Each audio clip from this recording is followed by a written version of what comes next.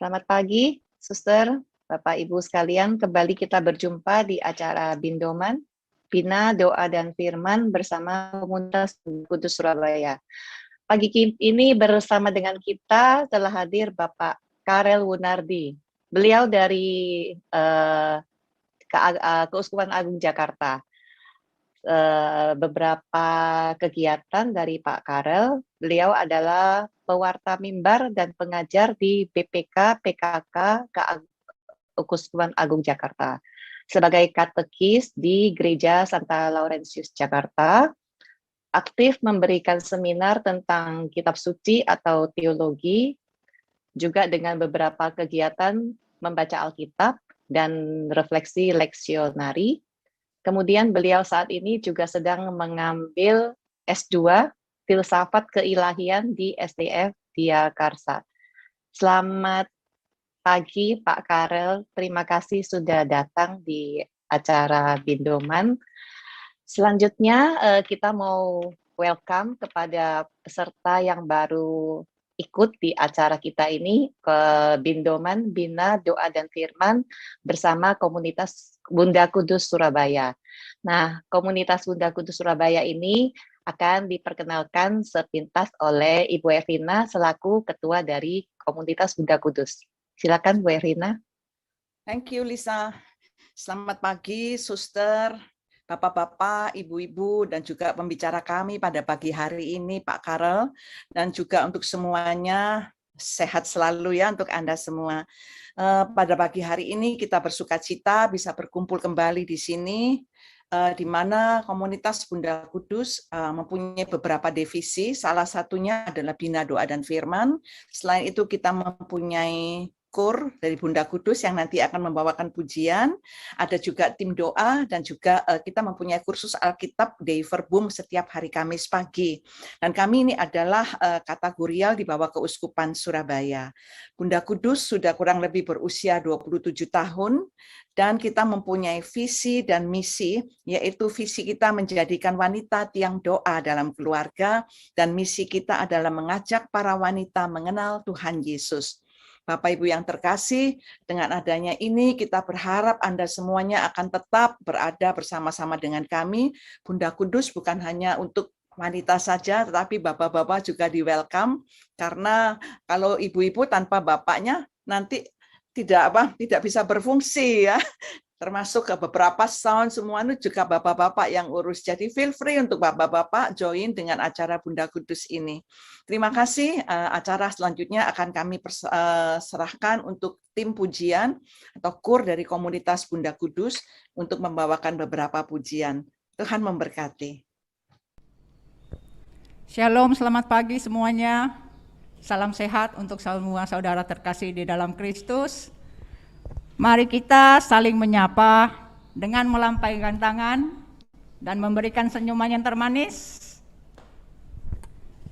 Saat ini kita mau bersyukur, memuji dan menyembah Tuhan. Sebelumnya kita awali dengan tanda salib dulu. Mari kita berdoa. Dalam nama Bapa, Putra dan Roh Kudus. Amin.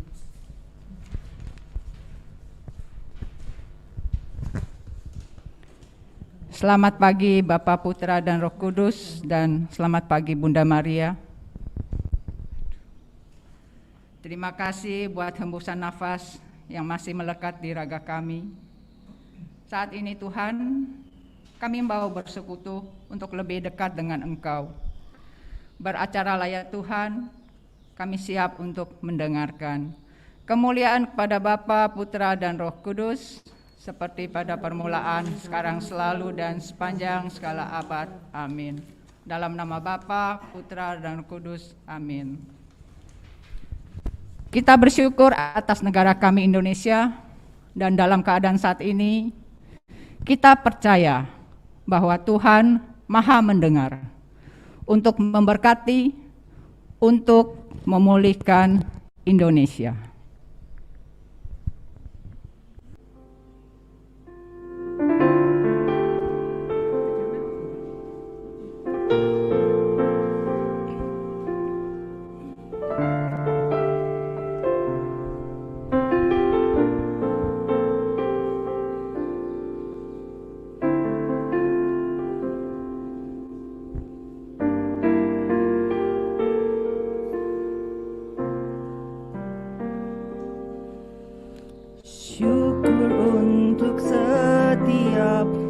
rencanamu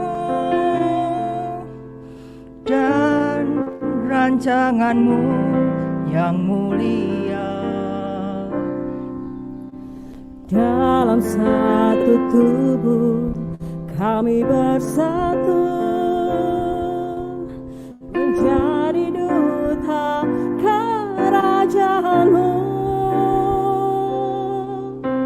Ku ucapkan berkat atas Indonesia, biar kemuliaan Tuhan akan nyata.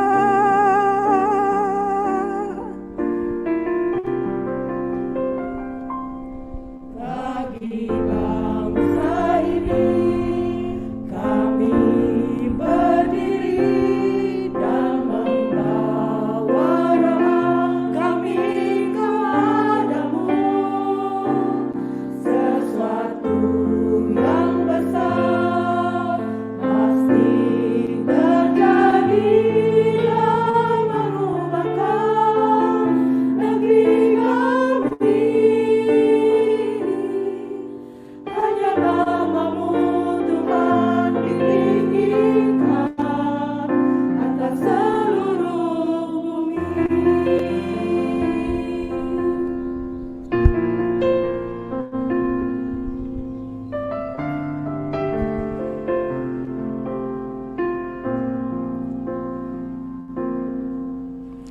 Kami rindu melihat Indonesia pulih dari semua problema. Hidup dalam jalan kebenaran-Mu, pancarkan terang kemuliaan-Mu. Ucapkan berkat atas Indonesia, biar kemuliaan Tuhan akan nyata.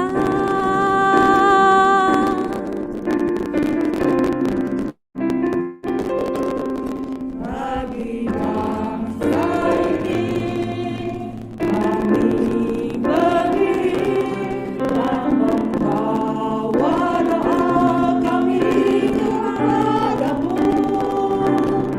Sesuatu yang besar pasti terjadi dan mengubahkan negeri kami.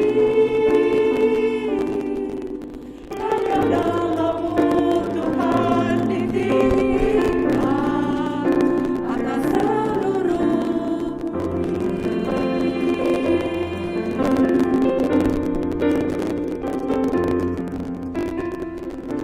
Saat ini kita mau bersukacita karena Dia Allah kita yang luar biasa, Allah kita yang sanggup. Mari kita mau bersorak-sorai.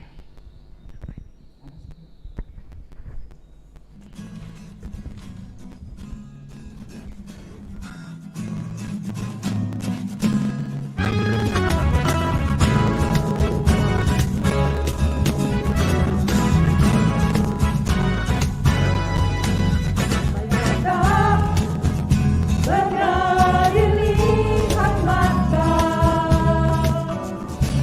yang tak pernah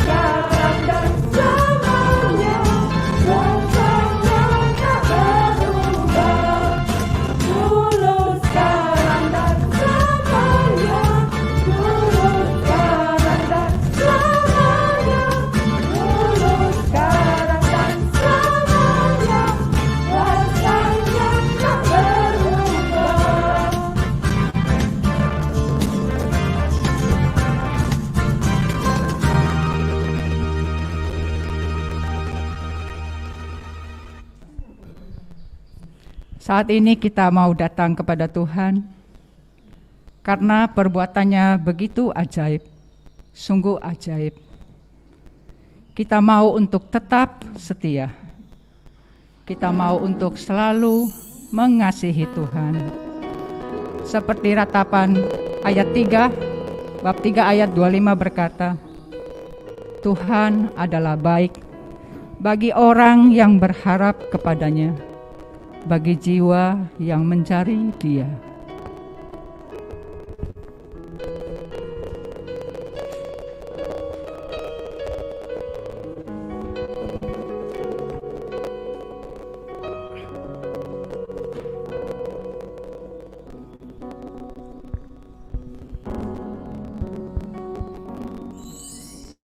Seperti wanita mengurapimu,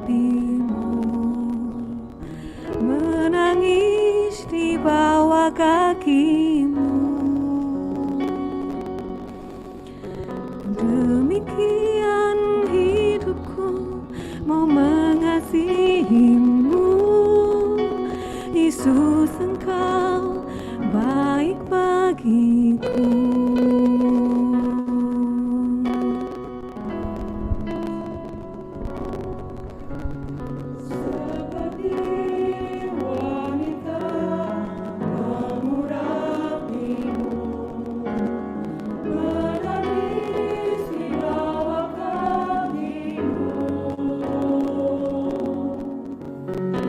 Demikian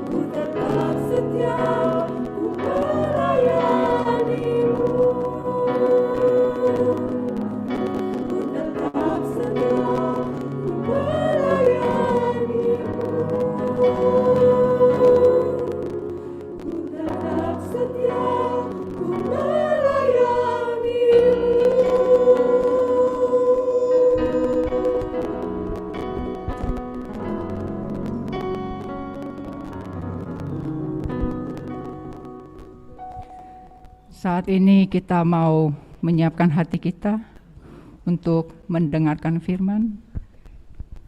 Dalam nama Bapa, Putra, dan Roh Kudus. Amin. Kami rindu lawatan-Mu. Kami rindu firman-Mu, Tuhan, yang selalu menjadi kekuatan dan pengharapan. Saat ini kami mau duduk diam, memberikan hati kami untuk Engkau garap, agar kami juga boleh menjadi pelaku firman-Mu di kemudian hari. Berfirmanlah ya Tuhan melalui anak-Mu yang terkasih, anak-Mu yang Engkau urapi, Bapak Karel. Pakailah anak-Mu ini dengan luar biasa, dan kami menyiapkan hati kami. Kemuliaan kepada Bapa, Putra, dan Roh Kudus, seperti pada permulaan, sekarang, selalu, dan sepanjang segala abad. Amin. Dalam nama Bapa, Putra, dan Roh Kudus. Amin. Ya, sudah. Shalom Bapak Ibu semuanya. Selamat pagi, salam kenal. Saya bisa minta tolong di share screen, Ibu Lisa atau siapa? Ya, Bapak bisa share screen sudah. Oke, terima kasih. Ya. Pertama-tama saya seperti pulang kampung nih, karena sesungguhnya saya kelahiran Surabaya, saya kuliah di Surabaya, dan saya bekerja di Jakarta. Ya, saya menikah pun di Surabaya. Jadi kalau mau ngomong Jawa, monggo, silakan ya. Oke, Bapak Ibu, tema hari ini itu sebetulnya berdoa tanpa permohonan, tapi ada komanya belum ditulis tadi ya. Mungkinkah? Sebetulnya judul itu baru terpikirkan setelah saya lagi mempersiapkan tema ini, gitu ya. Karena Tuhan mengatakan, apa kamu nggak salah, mengatakan doa tanpa permohonan, ya. Jadi saya tambahkan kalimat atau kata mungkinkah. Kalau ada kata mungkin, berarti Bapak Ibu bisa menjawab bisa iya, bisa tidak, ya. Tapi lebih banyak menjawab tidak daripada iya, ya. Oke, saya nggak perpanjang lebar, saya akan masuk ke PowerPoint saya. Silakan Bapak Ibu mencatat atau apa namanya ya, oret-oretan ya di kertas. Kalau ada pertanyaan nanti ditanyakan di akhir acara ya. Jadi selama presentasi tolong jangan diganggu dulu. Oke. Oke, judul saya kasih doa tanpa permohonan, mungkinkah? Jadi Bapak Ibu silakan menjawab sendiri pada akhir sesi ini. Jawabannya itu apa? Ya, bisa mungkin, bisa tidak mungkin. Ya, tergantung dari bagaimana hubungan kita dengan Allah. Ya, nanti penjabarannya berikut ini. Ya, seperti biasa, saya akan membacakan firman Tuhan. Bapak Ibu cukup membaca di sini, tidak perlu membaca dari Alkitab karena waktunya akan terbuang lama ya. Saya akan bacakan saja. Perhatikan ada warna yang berbeda ya, warna biru dan warna hitam tebal bold gitu ya. Perhatikan dulu. Demikianlah kata Yesus, itu diambil dari Yohanes 17 ayat 1 sampai 26. Demikianlah kata Yesus, lalu ia menengadah ke langit dan berkata, Bapa, telah tiba saatnya, permuliakanlah anakmu, supaya anakmu mempermuliakan engkau, sama seperti engkau telah memberikan kepadanya kuasa atas segala yang hidup. Demikian pula, ia akan memberikan hidup yang kekal kepada semua yang telah engkau berikan kepadanya. Inilah hidup yang kekal itu, yaitu bahwa mereka mengenal engkau, satu-satunya Allah yang benar, dan mengenal Yesus Kristus yang telah engkau utus. Aku telah mempermuliakan engkau di bumi dengan jalan menyelesaikan pekerjaan yang engkau berikan kepadaku untuk melakukannya. Oleh sebab itu, ya Bapa, permuliakanlah aku kepadamu sendiri dengan kemuliaan yang ku miliki di hadiratmu sebelum dunia ada. Aku telah menyatakan namamu kepada semua orang yang engkau berikan kepadaku dari dunia. Mereka itu milikmu dan engkau telah memberikan mereka kepadaku dan mereka telah menuruti firman-Mu. Sekarang mereka tahu bahwa semua yang Engkau berikan kepadaku itu berasal daripadamu. Sebab segala firman yang Engkau sampaikan kepadaku telah kusampaikan kepada mereka, dan mereka telah menerimanya. Mereka tahu benar-benar bahwa aku datang daripadamu, dan mereka percaya bahwa Engkaulah yang telah mengutus aku. Aku berdoa untuk mereka, bukan untuk dunia aku berdoa, tetapi untuk mereka yang telah Engkau berikan kepadaku. Sebab mereka adalah milikmu, dan segala milikku adalah milikmu, dan milikmu adalah milikku. Dan aku telah dipermuliakan di dalam mereka. Dan aku tidak ada lagi di dalam dunia, tetapi mereka masih ada di dalam dunia. Dan aku datang kepadamu, ya Bapa yang kudus, peliharalah mereka dalam namamu, yaitu namamu yang telah Engkau berikan kepadaku, supaya mereka menjadi satu sama seperti kita. Selama aku bersama mereka, aku memelihara mereka dalam namamu, yaitu namamu yang telah Engkau berikan kepadaku. Aku telah menjaga mereka, dan tidak ada seorang pun dari mereka yang binasa, selain daripada dia yang telah ditentukan untuk binasa, supaya genaplah yang tertulis dalam kitab suci. Tetapi sekarang aku datang kepadamu, dan aku mengatakan semuanya ini sementara aku masih ada di dalam dunia, supaya penuhlah sukacitaku di dalam diri mereka. Aku telah memberikan firman-Mu kepada mereka, dan dunia membenci mereka, karena mereka bukan dari dunia, sama seperti aku bukan dari dunia. Aku tidak meminta supaya Engkau mengambil mereka dari dunia, tetapi supaya Engkau melindungi mereka daripada yang jahat. Mereka bukan dari dunia, sama seperti aku bukan dari dunia. Kuduskanlah mereka dalam kebenaran, firman-Mu adalah kebenaran. Sama seperti Engkau telah mengutus aku ke dalam dunia, demikian pula aku telah mengutus mereka ke dalam dunia. Dan aku menguduskan diriku bagi mereka, supaya mereka dikuduskan dalam kebenaran. Dan bukan untuk mereka ini saja aku berdoa, tetapi juga untuk orang-orang yang percaya kepadaku oleh pemberitaan mereka, supaya mereka semua menjadi satu, sama seperti Engkau, ya Bapa, di dalam aku dan aku di dalam Engkau, agar mereka juga di dalam kita, supaya dunia percaya bahwa Engkaulah yang telah mengutus aku. Dan aku telah memberikan kepada mereka kemuliaan yang Engkau berikan kepadaku, supaya mereka menjadi satu, sama seperti kita adalah satu. Aku di dalam mereka dan Engkau di dalam aku, supaya mereka sempurna menjadi satu. Agar dunia tahu bahwa Engkau yang telah mengutus aku, dan bahwa Engkau mengasihi mereka, sama seperti Engkau mengasihi aku. Ya Bapa, aku mau supaya dimanapun aku berada, mereka juga berada bersama-sama dengan aku. Mereka yang telah Engkau berikan kepadaku, agar mereka memandang kemuliaanku yang telah Engkau berikan kepadaku. Sebab dunia telah mengasihi aku sebelum dunia dijadikan. Ya Bapa yang adil, memang dunia tidak mengenal Engkau, tetapi aku mengenal Engkau. Dan mereka ini tahu bahwa Engkaulah yang telah mengutus aku, dan aku telah memberitahukan nama-Mu kepada mereka. Dan aku akan memberitahukannya supaya kasih yang Engkau berikan kepadaku ada di dalam mereka, dan aku di dalam mereka. Demikianlah sabda Tuhan, terpujilah Kristus. Bapak Ibu yang terkasih, ketika kita membaca ini, jelas sekali, ini adalah doa apa? Doa permohonan, doa syafaat, ya, dari Yesus untuk murid-muridnya, ya. Nah, di sini ada kalimat permuliakanlah, permuliakanlah, peliharalah, ya.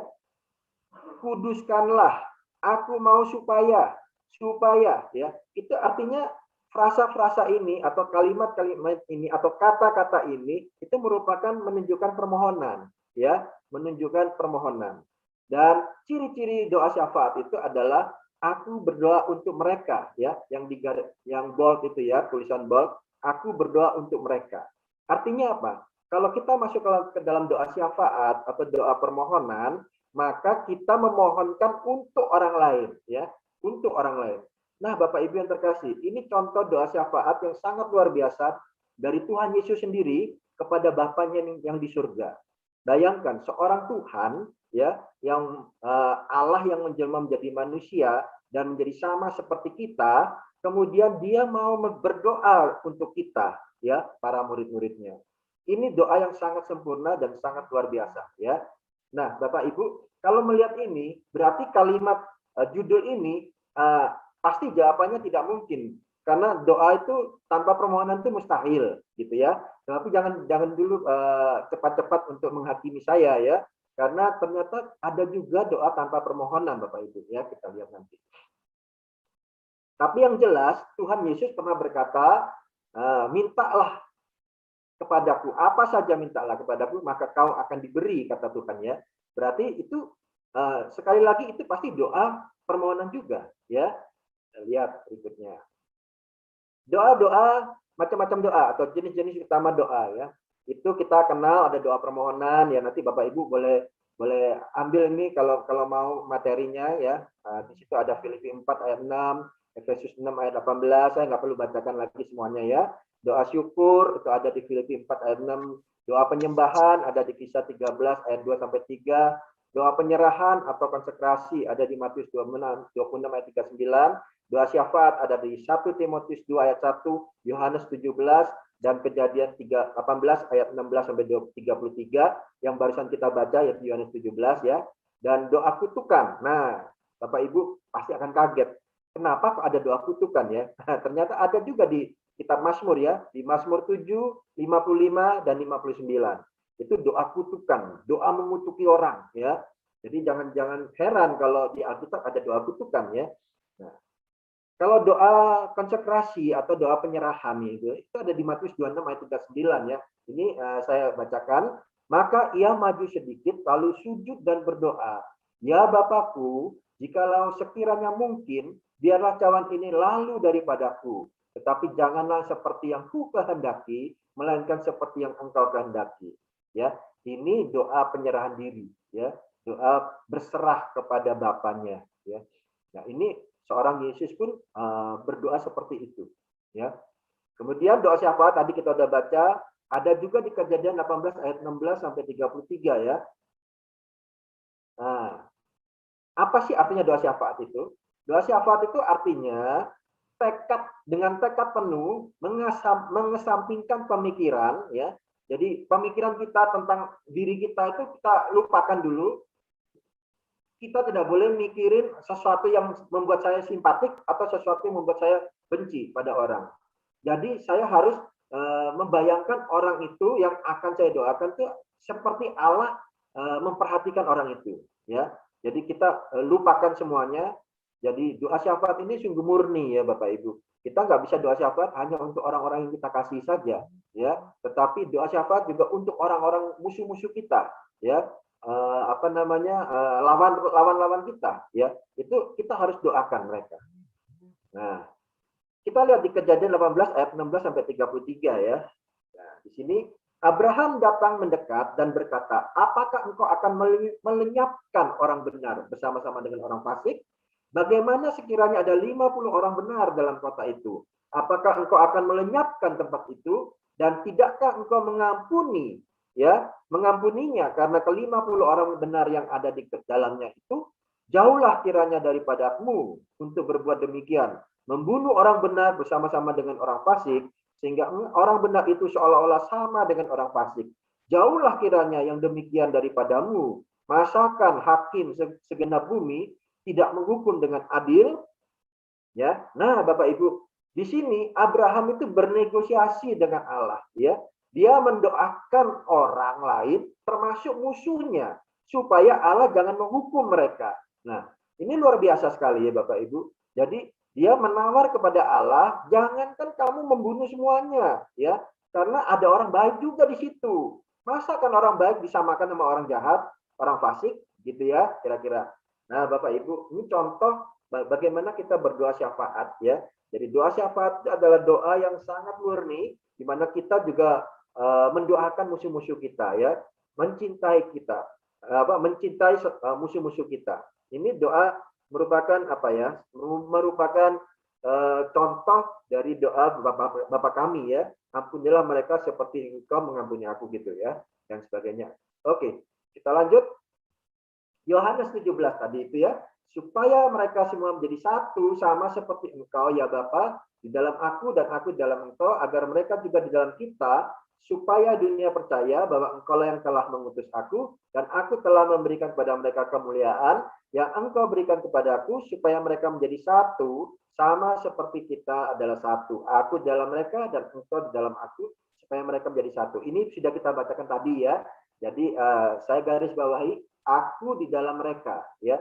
Jadi pada waktu kita mendoakan seseorang ya, kita berada di dalam orang itu. Walaupun orang itu tidak berdoa, kita mendoakan dia seakan-akan saya yang mengalami problemnya gitu ya. Jadi misalnya si A ini punya masalah ke keluarga ya, saya sebagai orang luar, saya mendoakan dia, maka saya masuk ke dalam dia seakan-akan problem itu adalah problem saya gitu ya. Jadi aku di dalam mereka. Nah, ini kalimat ini sangat luar biasa ya dari Tuhan Yesus ya. Aku di dalam mereka. Jadi artinya saya masuk ke dalam orang yang saya doakan. Itu bukan sebagai orang luar lagi, tapi saya masuk ke dalam dia. Jadi persoalan dia adalah menjadi persoalan saya. Ya, maka saya bisa mendoakan dengan doa syafaat ini. Dan doa syafaat ini sungguh luar biasa kekuatannya ya Bapak Ibu. Apalagi Bapak Ibu semua spiritualitasnya adalah doa ya. Ibu-ibu semua tiang doa katanya ya. Dan saya juga mengalami bahwa istri saya juga tiang doa bagi keluarga, bagi saya ya. Dan merubah saya dari orang yang pesimis terhadap agama menjadi orang yang sangat religius untuk agama ya. Jadi itu pun karena berkat doa istri saya ya. Doa syafaat luar biasa. Nah, saya tunjukkan ada Mazmur ini yang mengatakan Mazmur kutukan ya. Coba kita lihat Mazmur 17 ayat 7. Kelaliman yang dilakukannya kembali menimpa kepalanya dan kekerasannya turun menimpa batu kepalanya. Itu luar biasa. Ini kalimat hujat ya. Kalimat saking keselnya orang itu, lalu dia mendoakan supaya orang itu mengalami seperti apa? Menimpa kepalanya. Kelaliman yang dilakukannya kembali menimpa kepalanya. Apa yang diperbuat dia kembali pada dia. Mengalami pembalasan yang sama gitu ya. Kekerasannya turun menimpa ke batu kepalanya. Artinya kepalanya itu ditimpa oleh kekerasan. Itu luar biasa, itu kutukan ya. Terus kemudian Mazmur 55 ayat 16. Biarlah maut menyergap mereka. Biarlah mereka turun hidup-hidup ke dalam dunia orang mati. Sebab kejahatan ada di kediaman mereka, ya dalam batin mereka. Nah ini juga, ini nyumpain orang. Ya, nyumpain orang supaya mati. Ya, supaya mati. Karena dia tuh jahat banget gitu loh ya. Dia jahat sekali sehingga harusnya dia mati gitu ya. Biarlah maut menyergap mereka. Itu luar biasa. Mazmur 59 ayat 14. Habisilah mereka dalam geram, habisilah sehingga mereka tidak ada lagi, supaya mereka sadar bahwa Allah memerintah di antara keturunan Yakub sampai ke ujung bumi. Ini juga sama, suruh habisi ya, musnahkan dia gitu ya. Nah, ini 3 Mazmur kutukan. Bapak Ibu, saya menulis ini bukan berarti Bapak Ibu harus berdoa seperti ini ya. Ini ada dalam Alkitab, ini merupakan contoh ya. Contoh bagaimana manusia bergulat ya dalam doa ya. Tapi yang jelas itu permohonan semua itu ya. Baik kutukan, baik permohonan biasa, itu permohonan ya. Syafaat itu permohonan. Jadi mungkinkah doa tanpa permohonan? Pertanyaan lagi ya. Lebih jawab nih. Cara-cara berdoa. Pasti ada yang doa yang lahir dari batin. Ada dari Markus 9 ayat 23 ya. Doa yang sehati atau sepakat. Kisah 1 ayat 14, 2 ayat 42. Doa dalam roh. 1 Korintus 14 ayat 14 sampai 15. Roma 8 ayat 26 sampai 27. Doa tanpa henti. 1 Tesalonika 5 ayat 16 sampai 18. Ya. Dari 4 ini Bapak Ibu pasti sudah mengalami ini ya. Kemudian doa yang sehati, doa yang dalam roh itu lebih banyak dalam karismatik ya. Bagaimana kita berdoa untuk supaya dalam Roh Kudus kita mendoakan orang ya, lahir dari iman untuk mengharapkan mujizat yang terjadi ya. Orang kalau lagi masalah minta di pelayanan doa kita doakan harus muncul dari iman ya. kita harus sepakat, kita harus berdoa dalam roh, kita tak pernah henti untuk mendoakan orang ya. Bapak Ibu, saya punya sahabat doa, tapi bukan dari Katolik, justru dia dari Kristen Protestan ya, tapi dia punya daftar doa ya. Setiap orang yang minta didoakan ke dia akan catat dan dia akan berdoa setiap hari sepanjang masa sampai kita mengatakan doanya sudah terkabul. Itu luar biasa ya. Itu seorang teman, sahabat doa ya. Dia doa tanpa henti. Setiap hari dia mendoakan. Oke. Jadi ngomong-ngomong apa itu doa ya? Apa itu doa? Berdoa dengan jujur ya. Kata Amsal 15 ayat 8 mengatakan bahwa sebaiknya kita berdoa dengan jujur kepada Tuhan karena itu yang berkenan di hadapannya. Nah, Bapak Ibu, kalau saya berdoa diminta berdoa dengan jujur karena doa yang jujur itu Tuhan senang, berkenan di hadapannya katanya. Kita kan mau kalau doa kita dikabulkan. Mau kan? Nah, kalau kita mau doa kita dikabulkan, kita kan mau juga supaya berkenan di hadapannya. Kalau kita nggak membuat Tuhan berkenan, bagaimana kita bisa dikabulkan doanya, kan begitu. Logikanya kan begitu ya. Jadi Amsal mengatakan berdoa dengan jujur. Nah, arti berdoa dengan jujur itu artinya penyerahan diri secara rohani kepada Tuhan. Jadi jujur itu artinya secara rohani ya. Bapak Ibu jangan berdoa secara fisik ya. Tahu Bapak Ibu secara fisik artinya mulutnya ngoceh, berbicara ya. Kemudian hatinya entah kemana. Nggak jujur itu, ya. Antara mulut sama hati berbeda, nggak jujur, ya. Jadi kita harus berdoa dari hati, secara rohani, ya. Kalau secara rohani, Bapak Ibu, maka kadang-kadang kita nggak bisa mengucapkan doa, ya. Saking banyaknya masalah, sampai saya itu bingung mau berdoa apa, ya. Akhirnya muncul yang tadi namanya berdoa dengan roh atau berdoa dalam bahasa roh, ya. Karena saya saking pusingnya ya, nggak bisa ngomong saya sama Tuhan, ya. Itu berarti saya benar-benar menyerahkan diri dengan rohani saya, bukan dengan jasmani saya, ya. Jadi Bapak Ibu kalau berdoa ingat-ingat, yang pertama paling penting itu rohani Bapak Ibu itu dijaga dulu, ya.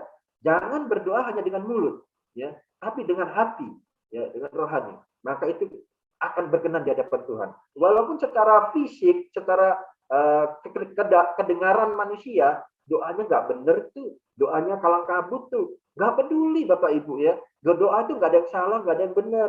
Tapi kalau dengan hati, Tuhan sangat senang ya. Tuhan sangat senang. Kemudian berdoa dengan jujur itu artinya apa juga? Berdoa dengan apa adanya, tidak ditutup-tutupi. Itu dalam Mazmur 38 ayat 10 dikatakan demikian, ya. Artinya saya ngomong dengan Tuhan itu apa adanya, ya. Bukan berarti karena Tuhan itu raja, Tuhan itu berkuasa, lalu saya dengan takut-takut menghadap pada Dia. Saya mengatur kata-kata saya supaya sopan, didengar sama Tuhan, ya. Boleh Bapak Ibu mengatur itu boleh, nggak apa-apa ya. Tapi harus apa adanya, ya. Jangan misalnya saya ini tujuannya kepingin jadi orang kaya nih, tapi saya sungkan ngomong sama Tuhan loh. Lalu saya berbelok arah dulu. Tuhan, hari ini saya sudah mengerjakan ini, apa yang menjadi kesenangan-Mu telah saya lakukan Tuhan. Saya sudah pergi ke gereja pagi-pagi misalnya, atau saya sudah online ya, misa online pagi-pagi gitu. Kemudian apa? Setelah itu bentuk-bentuknya apa? Tuhan, tolong dong Tuhan, saya ini hidupnya susah. Kasih dong saya kekayaan dikit lah, supaya saya agak senang hidupnya. Nah itu namanya bertele-tele, bulet-bulet ya, ngebulet-ngebulet. Padahal Tuhan bilang apa? Berdoa apa adanya. Lu mau ngomong apa sih? Gua udah tahu, kata Tuhan gitu ya. Saya udah ngerti. Yang katakan tuh saya udah ngerti ya. Kamu yang bagus ya. Berdoa padanya dengan tidak menutup-nutupi ya. Mazmur 38 ayat 10. Lanjut. Tuhan, Engkau mengetahui segala keinginanku dan keluhku pun tidak tersembunyi bagimu ya. Nah, di sini Mazmur 38 ayat 10. Tuhan sudah mengetahui segala keinginanku ya, dan keluh pun tidak tersembunyi bagimu. Jadi apapun yang tersembunyi dalam hati kita, Tuhan sudah tahu, Bapak Ibu. Jadi silakan Bapak Ibu jujur saja kepada Tuhan ya, ngomong apa adanya. Oke. Nah, sekarang saya baru masuk ke doa tanpa permohonan.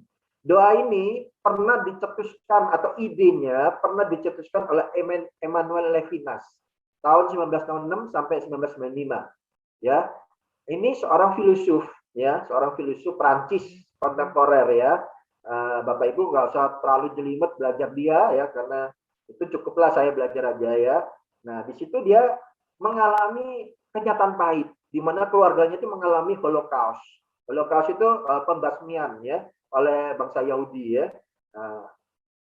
Filsafatnya itu merupakan perpaduan unik antara tradisi agama Yahudi, tradisi filsafat Barat, dan pendekatan fenomenologis. Terkenal sebagai filsuf etika, ya. Bapak Ibu nggak usah belajar itu, ya. Yang penting Bapak Ibu tahu saja bahwa doa tanpa permohonan itu adalah ide dari doa Emmanuel Levinas, ya, idenya dia. Apa sih maksudnya dia? Dia berkata demikian, manusia harus menghindari kecenderungan alami untuk berdoa, menuntut keadilan, dan sebaliknya berdoa tanpa tuntutan. Ini kalimat dia yang mengatakan bahwa manusia itu harus menghindari yang namanya doa minta-minta, nuntut, ya. Tapi harus berdoa tanpa tuntutan. Nah, gimana kok bisa tanpa tuntutan? Ya, tanpa tuntutan. Pada tingkatan doa titik tertentu, manusia akan merasakannya. Jadi Bapak Ibu, kalau Bapak Ibu pendoa, Bapak Ibu akan merasakan ada tingkatan tertentu di mana saya tidak perlu lagi mendoakan permohonan saya. Ya. Alasannya kenapa? Karena Allah sudah tahu segalanya tentang aku, sehingga aku tidak perlu mengatakannya. Tadi kita udah baca Mazmur 38 ayat 10, ya. Allah tahu segalanya.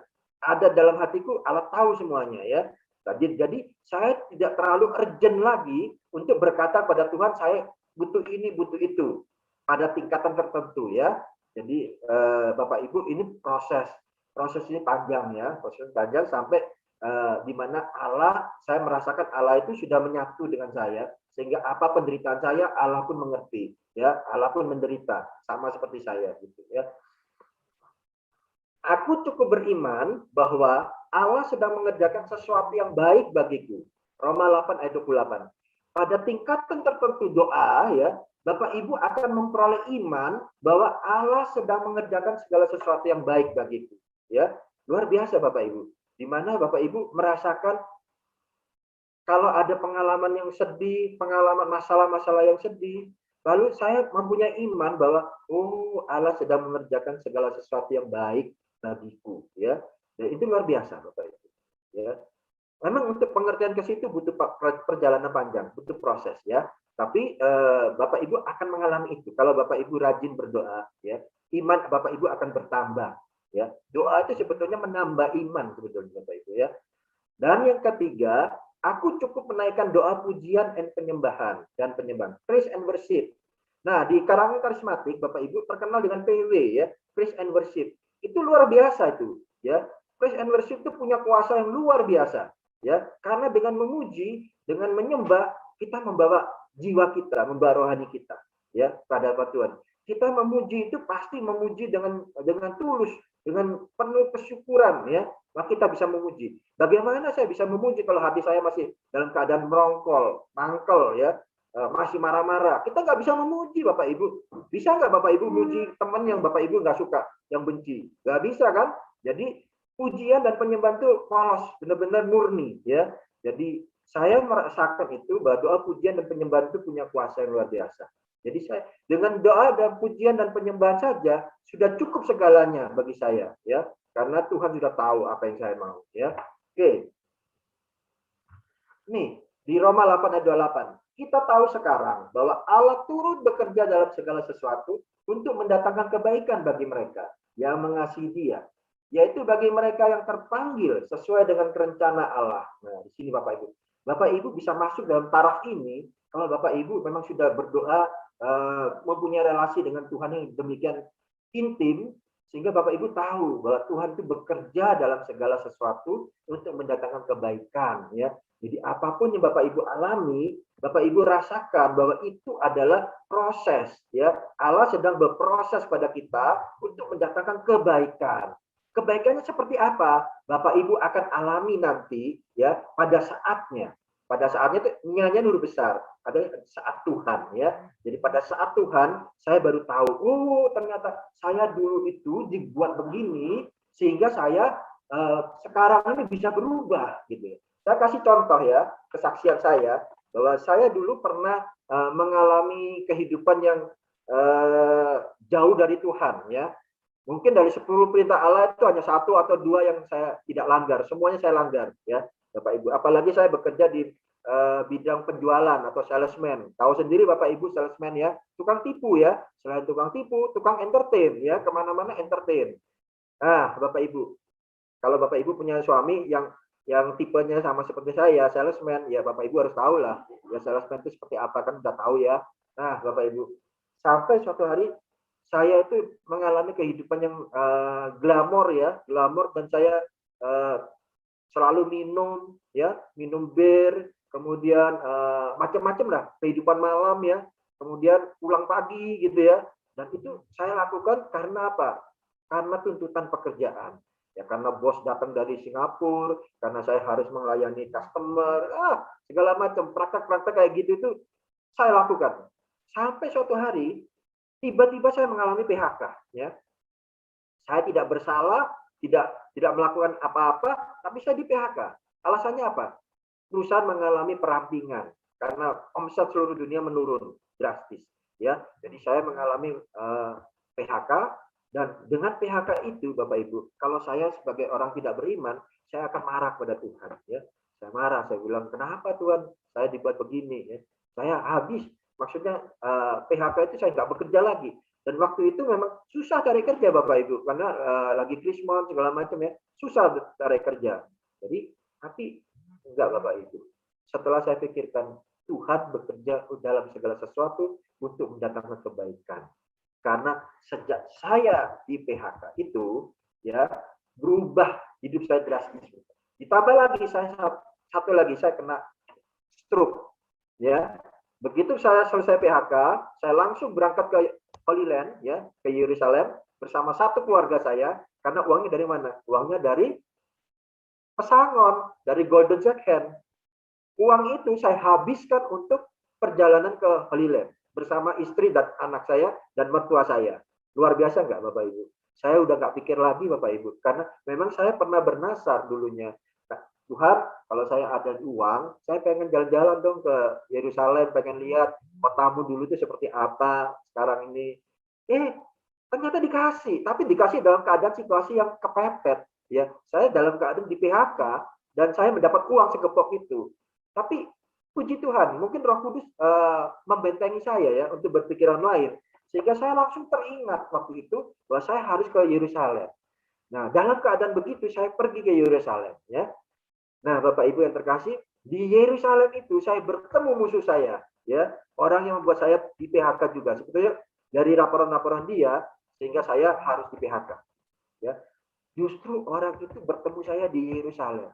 Ya, walaupun saya tidak bertemu muka karena jaraknya jauh, saya naik mobil, naik bus, dia sedang berdiri di situ, lalu saya WA dia, ya, saya WA dia, saya panggil dia, saya sapa dia, kemudian dia kaget. Dia bilang, "Loh, kamu kok ada di sini?" Ya, sama, kita ada di sini ya. Tapi sayang saya nggak bisa ketemu kamu karena saya naik bus udah jalan gitu ya.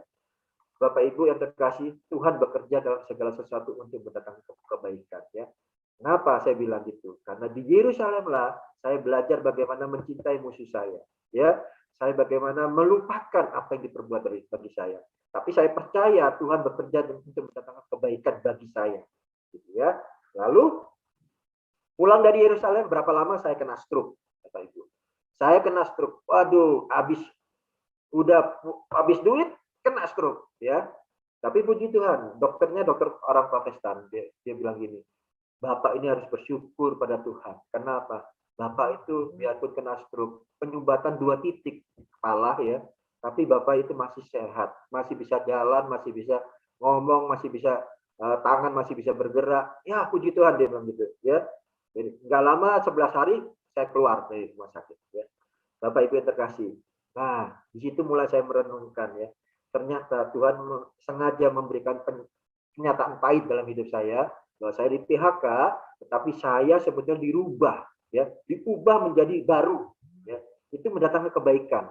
Saya tidak lagi hura-hura hidup saya, ya tidak glamor, tidak dugem tiap hari, ya. Saya bebas dari itu semuanya. Nah, Bapak Ibu, baru saya ngerti bahwa segala sesuatu yang jelek sekarang ini yang kita alami, kita harus berpikir bahwa Tuhan itu mendatangkan kebaikan buat kita, ya. Entah kapan kita nggak tahu, kita ini imani saja, ya. Itu. Nah, praise and worship. Ketika Bapak Ibu praise and worship, maka Bapak Ibu akan melonjak ke girangan, Bapak Ibu akan sedih untuk berdoa pada Tuhan, ya. Itu dengan tangan diangkat, ya. Tangan diangkat. Kata Tuhan apa? Kalau kamu menghampiri Tuhan dengan tangan diangkat, maka Tuhan akan turun tangan, ya. Kalau kita mengangkat tangan, maka Tuhan akan turun tangan, ya. Itu peribahasanya luar biasa, ya. Coba bayangkan, kalau Bapak Ibu angkat tangan, maka Tuhan akan turun tangan, ya. Itu kalimat-kalimat manis, ya, buat kita renungkan, gitu. Nah,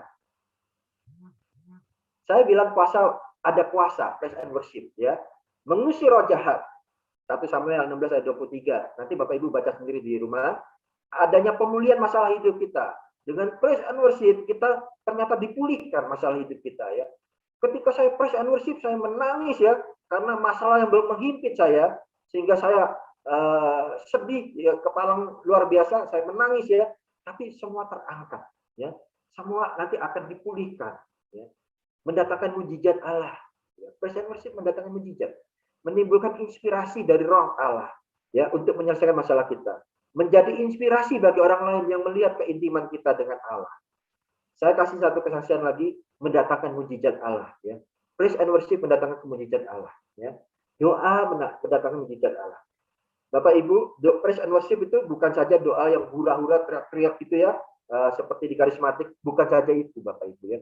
Ada doa lain yang termasuk praise and worship, yaitu doa memuji dan menyembah Tuhan, ya.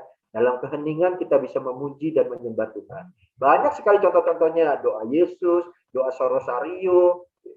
Coba lihat doa Rosario, itu doa memuji sebetulnya, menyembah, ya. Rosario itu pujian dan penyembahan, ya.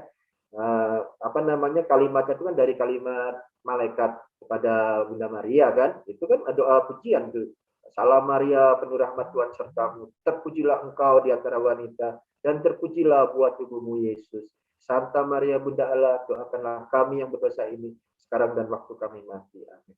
Nah, itu pujian dan penyembahan itu, ya. Nah, saya punya saudara, ya, bukan saudara, Aku punya istri, ya.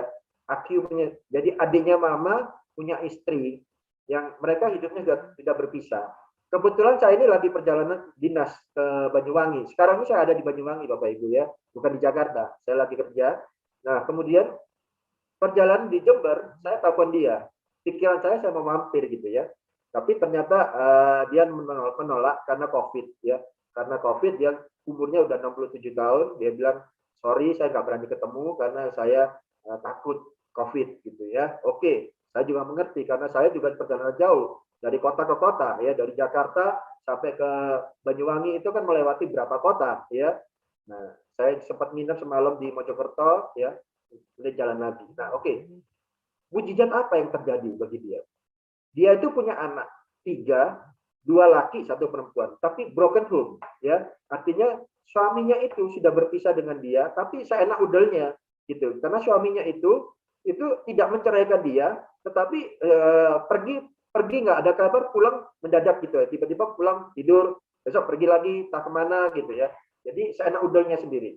Tapi anak yang ketiga itu anak perempuan itu yang paling dikasihi papanya, ya. Dan ternyata apa? Jadi gila, ya, jadi gila. Itu satu beban keluarga, ya, di mana anak perempuan satu-satunya ternyata gila, Bapak Ibu. Dan sialnya lagi, sudah gila, nggak berani dibawa ke gereja. Karena apa? Takut kumat. Kalau kumat tuh marah-marah di gereja, ya, teriak-teriak, kemudian kencing dan berak, maaf ya, kencing dan berak itu di segala tempat, ya. Nah, ini anak perempuan, Bapak Ibu. Dan ini menjadi satu beban buat keluarga. Tapi ternyata akhirnya terpisah. Jadi bapaknya itu mengikuti anaknya. Dia ajak anaknya ke Surabaya berobat, gitu, ya. Tapi sudah dipisahkan sama mamanya. Jadi dipisahkan mamanya, ya. Nah, mamanya itu tiap hari hanya berdoa. Kepengen ketemu anaknya, tapi nggak bisa ketemu karena dihalang-halangi sama papanya. Ya. Akhirnya dia bilang apa gini sama Tuhan. Dia bilang, Tuhan, biar bagaimana itu anak saya. Ya. Kalau dia pasti suatu saat akan cari mamanya. Ya. Jadi saya udah nggak bisa cari lagi, biar dia aja. Tuhan sampaikan dia supaya dia cari mamanya. Benar Bapak Ibu. Tiba-tiba malam-malam ada yang ketok pintu. Ternyata anaknya pulang. Bapak Ibu. Anaknya pulang tapi dengan tatapan mata yang kosong. Ya, karena masih gila Bapak Ibu. Tapi sudah mau pulang. Ya. Kemudian dia hanya doa satu, doa rosario. Dia doa rosario sambil menangis ya, mendoakan anaknya ini. Masih tetap nggak dibawa ke ini, nggak dibawa ke gereja karena masih ya gitu sembarangan, ya, pup sembarangan, kencing sembarangan gitu. Waduh, tapi dia berdoa berdoa tanpa henti, Bapak Ibu ya, berdoa tanpa henti, maksudnya ya setiap hari mendoakan dan mujizat terjadi Bapak Ibu. Suatu hari tiba-tiba anaknya itu bisa ketok pintu kamar dan dia bisa bicara baik-baik. Sepertinya ada sesuatu yang ditarik oleh Allah ya, dicabut dari pikiran dia, dari rohani dia, sehingga dia menjadi orang waras Bapak Ibu. Dia bisa menyebut mama dengan benar, kemudian dia bisa ngobrol dengan mamanya dengan benar, mamanya sampai bingung. Ya ampun, kok anak saya berubah? Sudah sembuh kali ya? Sudah sembuh ya? Terus dia bisa melakukan pekerjaan-pekerjaan rumah tangga. Dan dia bisa memikirkan masa depan dia. Nah, itu luar biasa Bapak. Sampai akhirnya dia bawa ke gereja. Dan itu sampai sekarang sudah sembuh. Sudah sembuh total. Karena apa? Karena mujizat Allah. Mujizat terjadi karena dia doa praise and worship, ya, doa rosario, ya. Doa itu apa namanya? Doa memuji Tuhan, menyembah Tuhan, ya. Terus begitu dia lakukan ya, dan itu terjadi.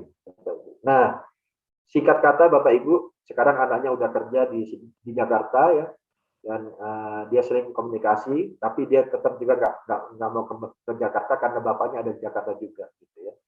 Nah, Bapak Ibu yang terkasih, inilah kuasa doa tanpa permohonan, Tapi Bapak Ibu perlu untuk tahapan. Apakah dengan permohonan salah? Tidak salah, Bapak Ibu ya. Tuhan sendiri mengajarkan berdoalah, mintalah kepada Tuhan, ya, mintalah, maka engkau akan diberikan. Ketuklah maka pintu akan dibukakan ya. Artinya secara manusiawi Tuhan itu mengajarkan, ya kamu datanglah kepada Tuhan ya. Tetapi nanti Bapak Ibu akan merasakan tahapannya ya. Ketika Bapak Ibu sudah relasi dengan Tuhan begitu baik, begitu akrab ya, begitu intim dengan Tuhan, maka pada satu titik di mana Bapak Ibu tidak perlu lagi meminta. Karena Tuhan juga tahu apa yang Bapak Ibu punya. Dan Bapak Ibu hanya mempertebal iman saja kepada dia, ya. Itulah disebut doa tanpa permohonan, ya. Bisa terjadi kalau Bapak Ibu sudah mencapai tingkat ke situ, ya. Tapi kalau belum pun saya tidak melarang, Yesus pun tidak melarang Bapak Ibu untuk memohon kepada dia, kepada Tuhan, ya. Oke, Bapak Ibu, saya kira demikian pemaparan saya. Kalau ada pertanyaan silakan Bapak Ibu menanyakan, ya. Tuhan berkati kita semua. Terima kasih Pak Karel, luar biasa sesi pagi ini. Sementara ini belum ada pertanyaan. Bapak Ibu silakan kalau ada yang ingin bertanya. Jadi doa tanpa meminta, mungkinkah? Jadi bisa ya Pak Karel ya, tergantung dari tingkat hubungan kita dengan Allah. Jadi bisa meminta juga tidak ada salahnya, karena memang Yesus juga mengajarkan kita untuk meminta. Iya. Suster, ada yang mau ditanyakan? Suster sudah paham kelihatannya. Lebih paham suster daripada saya. Ini ada sih Pak, tapi pertanyaannya Pak Yanuar menanyakan tadi Pak Karel bilang ada temannya yang pendoa yang mencatat setiap permintaan doa dan akan didoakan setiap hari. Siapa katanya gitu?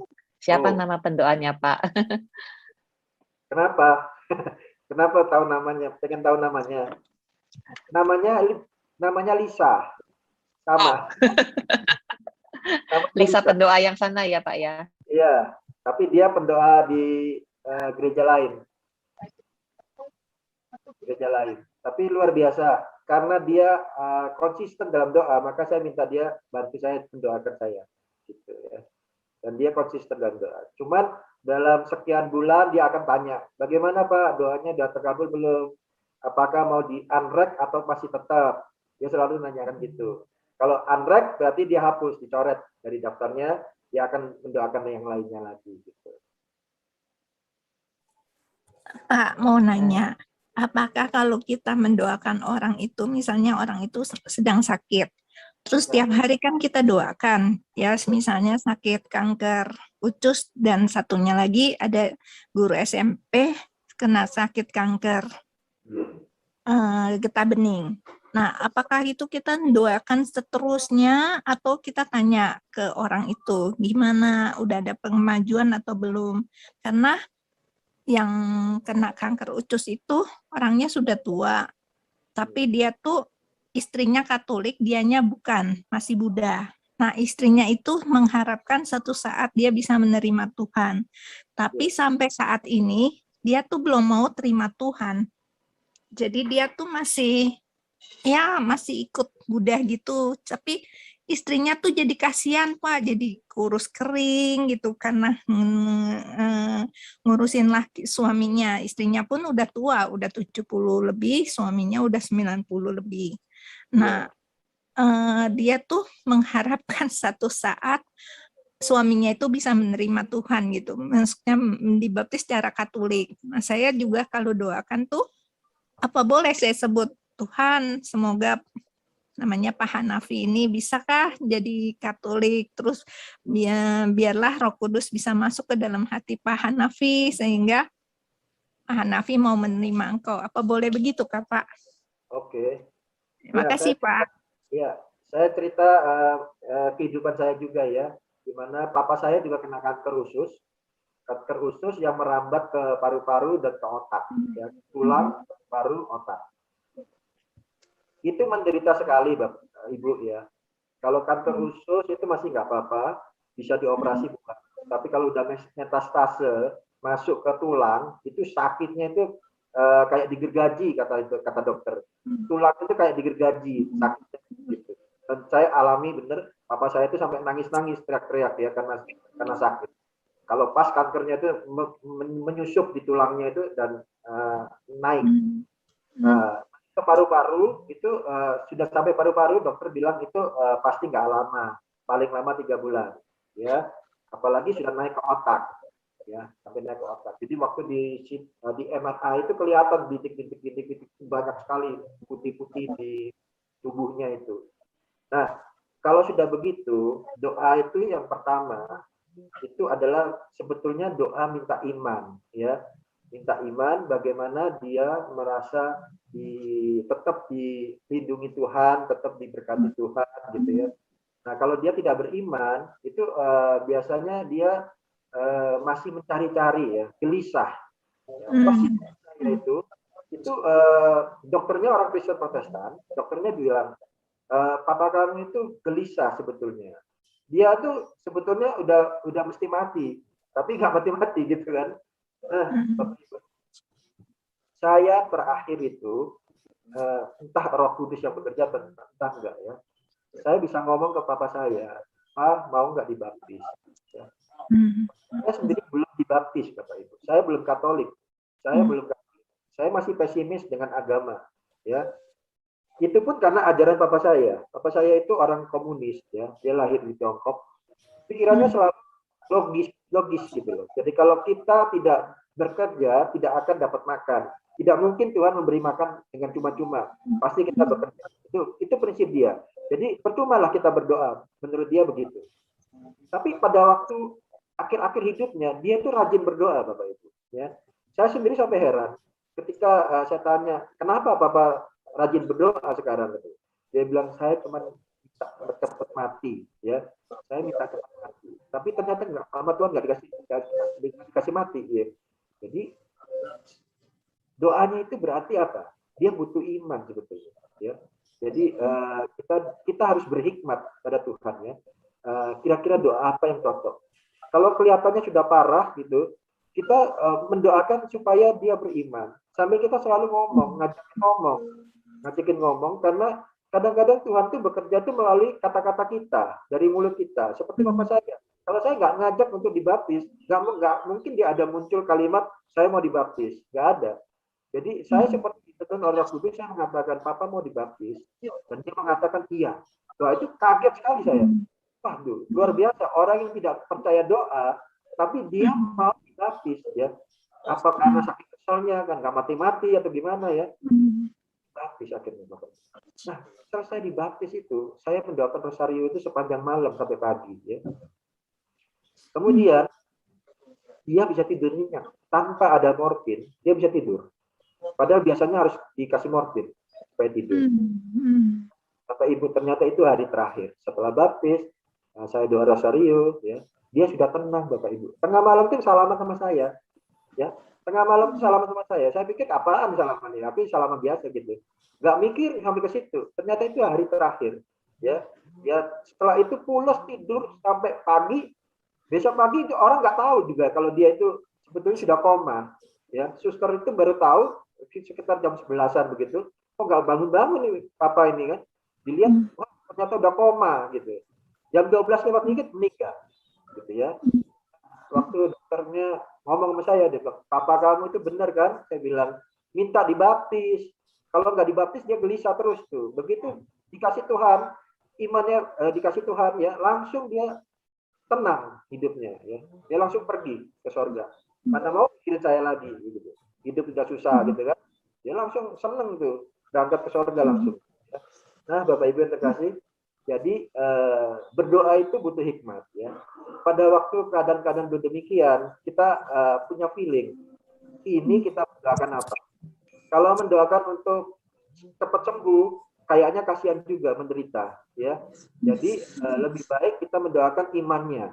Sambil kita ajak ngobrol, Pak Hanafi, mau nggak kita ini berdoa ya? Dia agama apa misalnya, ya udah kita jangan paksa, tapi kita selalu mendoakan dengan cara kita. Dengan mendengarkan demikian, kan iman timbul dari pendengaran, Bapak Ibu. Kalau Ibu mendoakan dia dan dia mendengar, satu saat dia akan bilang, iya saya mau ikut iman kamu, gitu ya. Saya mau dibaptis. Itu berkat luar biasa. Ya. Percaya saya, ketika dia dibaptis, nggak lama dia akan meninggal, nggak lama. Ya. Saya juga melayani prodiakon pada seorang kakek ya, umur udah 80 lebih dan stroke sudah 10 tahun. Stroke di tempat tidur aja, makan tidur ya. Sampai anaknya itu usir segala macam, apa namanya? Pernah kan dia tinggal sama anaknya itu sampai kesel, tempat tidurnya sama barang-barangnya semua ditaruh di depan pintu. Dikunci rumahnya. Jadi pembantunya suruh nyari taksi, suruh ini pindah ke adiknya lain atau ke saudaranya lain. Saking kayak gitu. Dan yang terakhir di rumah ini, anaknya yang besar ini mengatakan pada saya, Pak, tolong doain Pak, supaya cepat meninggal. Nah, bayangkan Bapak Ibu, ya, sampai keluarganya sendiri minta didoakan supaya cepat meninggal. Ya, saya nggak bisa dong meninggal, mengatakan demikian di depan si sakitnya itu supaya Tuhan mau cepat-cepat mengambil dia kan. Lalu saya berdoa apa? Berdoa apa namanya? Berdoa dalam bahasa roh, ya. Artinya apa? Terserah Tuhan lah, ya. Saya mendoakan dia dalam bahasa roh. Saya tidak tahu apa yang saya doakan, tapi saya percaya roh saya akan berdoa pada Tuhan. Itu aja, ya. Jadi saya berdoa dalam bahasa roh. Kemudian seperti biasa ibadat, ya saya lakukan gitu segala macam. Gak lama kemudian terjadi muntah darah. Besoknya atau besok-besok jadi muntah darah. Dan terakhir dia meninggal, ya. Dan saya urusin semua pemakamannya segala. Gitu. Nah, itu kuasa doa, ya. Doa itu mendatangkan mujizat. Mujizat itu bukan berarti harus sembuh, bukan. Mujizat itu bisa berarti melapangkan jalannya, ya. Jadi kalau si sakit itu menderita 10 tahun, jangan didoakan supaya cepat sembuh, ya. Itu udah impossible lah, ya. Bukan kita nggak percaya mujizat. Kita percaya mujizat pasti terjadi ya. Cuman ada juga hikmat Tuhan di mana ini harus didoakan imannya atau harus didoakan apanya gitu. Atau mungkin keluarganya yang didoakan ya, keluarganya yang didoakan. karena dia nggak mati-mati karena dia masih mikirin keluarganya. Bisa juga begitu, ya. Nah itu hanya feeling kita yang tahu, intuisi kita yang tahu, ya. Bagaimana kita harus mendoakan. Saya kira demikian ya Bu. Ya, makasih Pak. Dia tuh nggak punya anak Pak, dia cuma tinggal berdua dengan istrinya. Ya, saya nggak tahu. Mungkin dia masih berat dengan istrinya. Mungkin, ya. Ya. Ya itulah kurang berserah ya. Ya kita doakan kepasrahannya dia supaya dia berserah sama Tuhan. Iya. Ada satu pertanyaan Pak Karel Ya. dari Pak Ignatius Rudi. Begini, apakah boleh dikatakan doa itu seperti pintunya instalasi gawat darurat? Kalau sakit baru berdoa dan minta didoakan.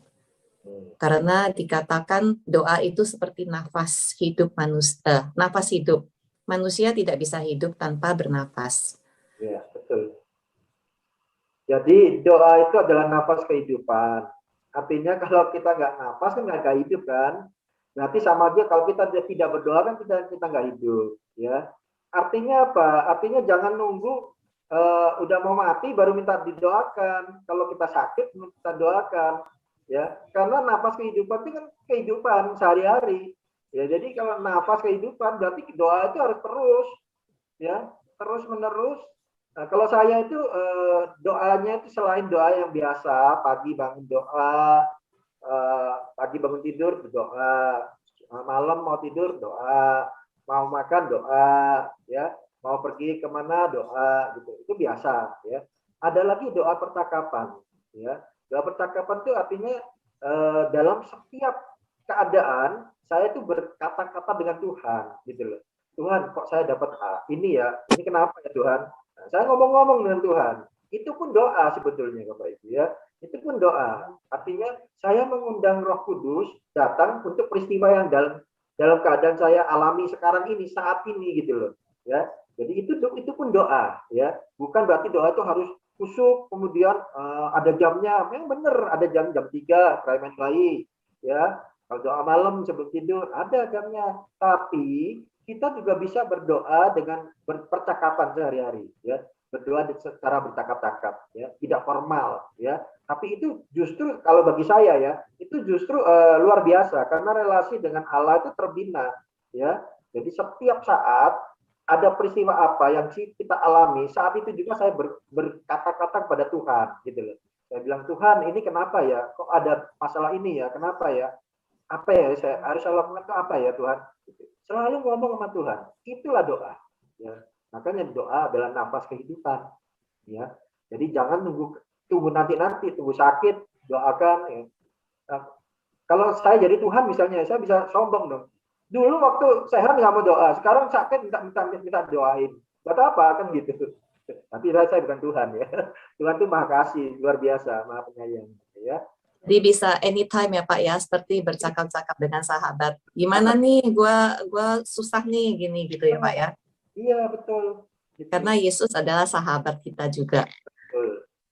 Baik, Bapak, Ibu, Suster, sudah tidak ada pertanyaan lagi. Kita akan, sebelum mengakhiri acara hari ini, kita dengarkan dulu beberapa pengumuman. Setelah itu kita minta doa penutup, boleh Bapak Karel, kemudian kita tutup acara ini dengan pujian penutup. Sekarang kita dengarkan pengumuman untuk minggu depan. Silakan Ibu Lili yang akan membawakan pengumuman. Yang pertama, Pindoman minggu depan akan dilayani oleh Father Kenny Ang dengan tema Putus Asa, No Way. Pada saat ini banyak orang yang mengalami masalah, terutama karena pandemi, sehingga merasa putus asa. Untuk itu mari kita dengarkan apa kata Father Kenny Ang pada hari Selasa, tanggal 7 September, pukul 10 seperti biasa. Yang kedua, Bunda Kudus mengadakan kursus Alkitab Deliver Boom pada hari Kamis tanggal 2 September dengan tema Yehezkiel yang akan diberikan oleh Romo Ignatius Budiono Okarm. Kami akan berterima kasih sekali apabila Bapak Ibu sekalian dapat membantu memberikan persembahan kasih untuk pelayanan Pindoman yang dapat ditransfer ke rekening BCA nomor 464 567 5674 atas nama Erni Istiawan atau Setiawati Mulyo. SBK juga membantu penjualan buku yang ditulis oleh Romo Armada dengan judul Remah dan Daun Kering.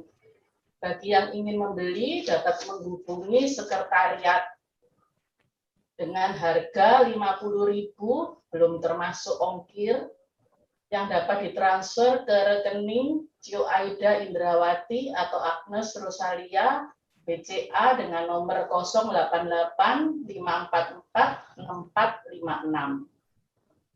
Apa ada yang mau ditambahkan lagi? Pengumumannya dari Bu Lisa. Sudah itu aja. Terima kasih Lili untuk pengumumannya. Mari Bapak Ibu kita satukan hati, kita bersyukur dan terima kasih atas acara hari ini. Pak Karel minta doa penutup. Mari Bapak Ibu kita satukan hati dalam nama Bapa dan Putra dan Roh Kudus. Amin. Allah Bapa yang bertata dalam kerajaan surga, kami sungguh memuji Engkau, memuliakan Engkau, bersyukur kepadamu karena sungguh besar kasih-Mu sehingga kami boleh berkumpul di dalam ruang Zoom ini, kami boleh mendengarkan pengajaran-Mu, kami boleh memetik apa yang menjadi kekuatan bagi kami dalam kehidupan kami sehari-hari. Tuhan, Engkau mengingatkan kami untuk berdoa setiap saat, berdoa untuk membina relasi yang intim dengan Engkau, sehingga bukan saja kami meminta-minta, tapi kami ingin memuji dan memuliakan-Mu sepanjang hidup kami. Terima kasih Tuhan, kami juga berdoa bagi keluarga-keluarga kami, orang-orang di sekitar kami, kiranya Engkau juga memakai kami untuk menjadi pendoa bagi mereka, menjadikan pendoa syafaat bagi mereka, sehingga apapun yang mereka alami, kami pun ikut mengalami. Kami pun ikut berempati terhadap situasi dan kondisi apa yang mereka alami saat ini. Tuhan, terima kasih Tuhan atas semua kebaikan dan kemurahan-Mu. Sebentar lagi kami akan tutup acara Zoom ini Tuhan. Tapi Engkau terus beracara dalam hati kami, sehingga kami terus menjalani kehidupan kami dengan penyertaan-Mu setiap saat. Terima kasih Tuhan, kami serahkan semua doa dan permohonan kami ini demi Kristus Tuhan dan pengantara kami.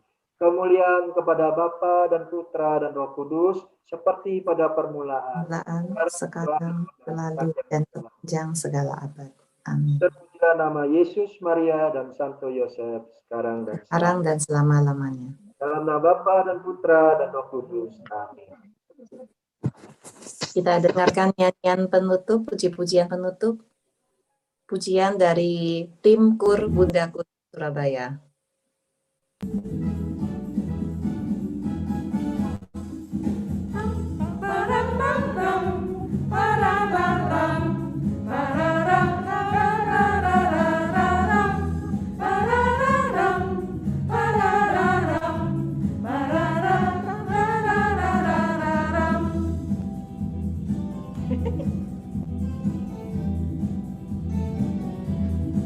Dengan gambus dan kecapi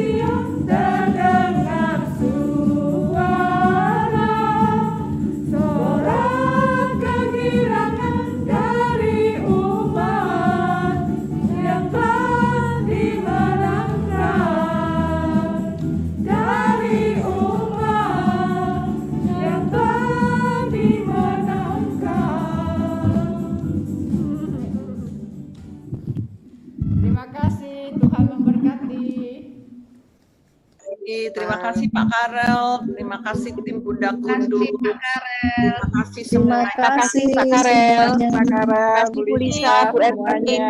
Sehat ya. Terima kasih semua yang sudah Selamat pagi. datang.